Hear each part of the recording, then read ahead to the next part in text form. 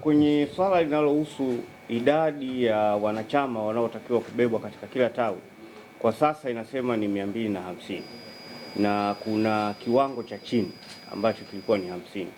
Kwa hiyo tutakaa na kuona namna gani ambavyo tutarekebisha kuwa na reasonable number ya katika matawi, na nadhani utaratibu utawaelewesha wale wanachama wa zamani ambao walikuwa na kadi zao, wengine bado wanazo katika possession yao, wengine walipoteza.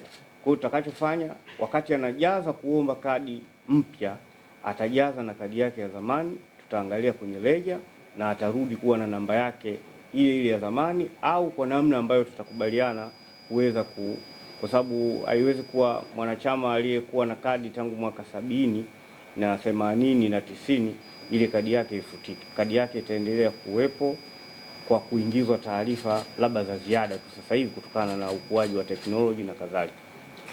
Zoezi hili kwetu sisi lina faida kwa sababu itakuja kuuisha wale ambao walikuwa na kadi wakazipoteza na zikuwa hazitolewi tena, wale ambao walikuwa wanahitaji kuwa na kadi mpya, na kuboresha pia. Kuna wengine wanachama wa Simba sasa hivi wamekufa, walikuwa wanachama, wengine wamehama na kadhalika. Kwa hiyo itatusaidia sana kuimprove, kuwa na records na takwimu sahihi zinazohusu wanachama, wapenzi na washabiki. Licha ya kuwa ni tuna mahitaji makubwa ya wanachama ambao wanapenda kujiunga na klabu yao zaidi ya 2 milioni na tulifanya hiyo testing.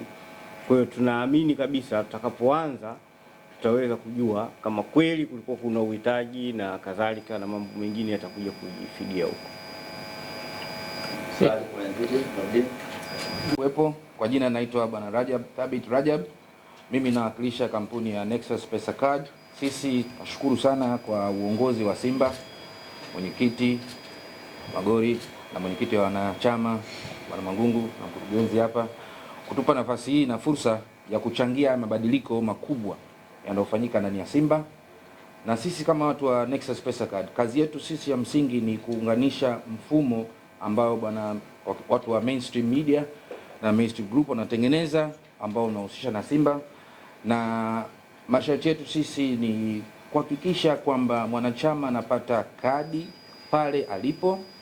Ile kadi itamwezesha yeye kuthibitisha wanachama wake, itamwezesha yeye kuwa mtumiaji wa kuweka na kutoa pesa.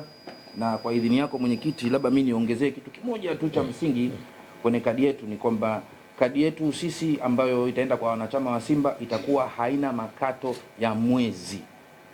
So kawaida mara nyingi unakuta kwenye kadi za benki kuna makato, lakini kadi yetu sisi inakuwa haina makato ya mwezi. Mtumiaji anakatwa kile atachokiweka na kukitumia mwenyewe. Hakuna makato mengine ya ziada tofauti na yale makato ya kawaida. Lakini account kuwa nayo hakuna makato, na hiyo ndo one of the positives ambayo tunabeba kwenye kadi yetu. Asanteni sana. Swali wewe wakati kadi wewe. Visa ni mfumo wa malipo unaotumika karibia dunia nzima, na kinachobeba zaidi labda ni ukienda kwenye ATM, ina maana kadi hii ya mwanachama wa Simba anaweza kwenda kwenye ATM kama mimi sijabeba kadi yangu mimi, lakini unaona kama hii kadi ya benki hii ni visa. Hapo kuna visa. So ile kadi ya Simba itatoka kwa mwanachama, ina maana kadi ile ukienda kwenye ATM unaweza kutoa pesa. Kutakuwa pia na namna zingine tofauti ambazo za kuweka pesa na kutoa pesa ambazo zitakuja kutangazwa baadaye kwenye launch maalum. Lakini kujibu ile swali la visa ni kwamba visa card ni mfumo tu wa pesa. Ukienda kwenye ATM yoyote unaweza kutoa pesa dunia nzima, na unaweza of course kwa mfumo wetu wa kadi yetu sisi, kwa wale ambao ni wasafiri wa nje ya nchi, wenye kwenda China, wenye kwenda Turuki, wenye kwenda Maulaya, kama unakwenda kule unataka kutumia kadi, unataka kutumia malipo, kufanya malipo, unaweza kutumia ile kadi ya wanachama wako wa Simba kulipia bila makato yote ya ziada zaidi. Mambo ndio. Asante kwa mazungumzo kuhusiana na kwamba faida moja wapo ni kwamba kadi haina makato, lakini mwanachama wa Simba anakuwa na uwezo wa kutoa pesa kwenye ATM yoyote. Unakuwa ina maana kwamba ili mtu aweze kupata hiyo kadi, mwekezaji wake ni lazima au na akaunti ambayo itamiliki moja kwa moja kwenye ATM za token. Lakini ukiachana hizo faida mbili, ni faida ipi ambayo inamhusu mshabiki wa Simba moja kwa moja akiwa na hiyo kadi na yule ambaye hatakuwa na hiyo kadi? Nini utatoa? So kwa upande wa mwanachama wa Simba, sawa, maana mimi nitaongelea kwa upande wa mwanachama wa Simba. So kama wewe mwanachama wa Simba, makato yako tofauti na yale ambayo yalopangwa na Simba hakuna. So kama wewe mwanachama una kodi zako unataka ulipe kama za wanachama, hizo unaweza kuzikatwa kama wewe unataka ukatwe kutoka na hiyo kadi, lakini ni matumizi tu ya kawaida ya malipo. Yule ambayo sio mwanachama wa Simba, na hakika baadaye kwenye conference zingine zinazoitwa na Simba zitaonyesha tofauti baina ya mwanachama wa Simba, faida atazozipata kwa kutumia kadi hii ya wanachama wa Simba, na yule mtu wa kawaida ambayo maana nadhani unaongelea kuhusu kadi ya Visa. So kwa mtu wa kawaida mwenye kadi yake ya Visa ana mambo yake anayapata kutoka kwa kadi ya Visa, lakini kwa mwanachama wa Simba yale mafanikio na mafaida na vitu kama hivyo vyote vitakuja kutangazwa huko mbeleni. Vipo, kuna faida yake nyingi tu, lakini zitangazwa rasmi na Simba.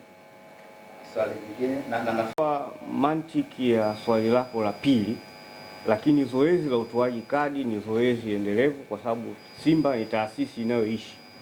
Kwa hiyo taasisi inayoishi inaendelea kufanya kazi zake siku hadi siku. Tulisitisha utoaji wa kadi kwa miaka hiyo kutokana na mambo ambayo tulikuwa tunafikiria kuyafanya, lakini tumeona kwamba kuna ulazima wa kurudisha utoaji wa kadi ili wanachama wengi zaidi waweze kutoa mchango katika maendeleo ya klabu yao na ushiriki wao katika klabu yao. Kwa hiyo haiwezi kuwa ni jambo ambalo litaenda kwa muda, hapana. Hilo linakwenda tena for life. Lakini vigezo na masharti ya wanachama, ukirudi tu kwenye katiba ya Simba inasema nani mwenye sifa ya kuwa mwanachama. Na ndio maana sisi kadi zetu tulishasema na tunarudia kusema tena, hatuwezi kwenda kwenye maeneo ya masoko au maeneo ya mikusanyiko kuwaweka watu pale wacheze mziki sio na nini tufanye promotion. Hapana, kadi zetu sisi tutafuata utaratibu unaotakikana. Mwanachama ataomba kupitia kwenye tawi lake la karibu. Kutakuwa na aina tofauti za matawi. Kwa mfano, tunayo request ya wanachama ambao wako Uingereza, wako Japani, wako Uholanzi. Hata hapa nimepokea message kutoka kwa mtu mmoja anaitwa James Boze, anasema bwana wao wanataka kufungua tawi lao Amsterdam. Kwa hiyo tutakuwa na virtual branches ambazo zitahusu zaidi watu wako nje, Afrika Kusini na sehemu mbalimbali. Tutaangalia na tutalitengenezea utaratibu wake. Lakini vinginevyo utaratibu wa upatikanaji wa kadi ni ule ule. Asante mwenyekiti. Kaina. Sawa, naitwa Kaina na KCM TV. Mwenyekiti, umezungumzia kitu ambacho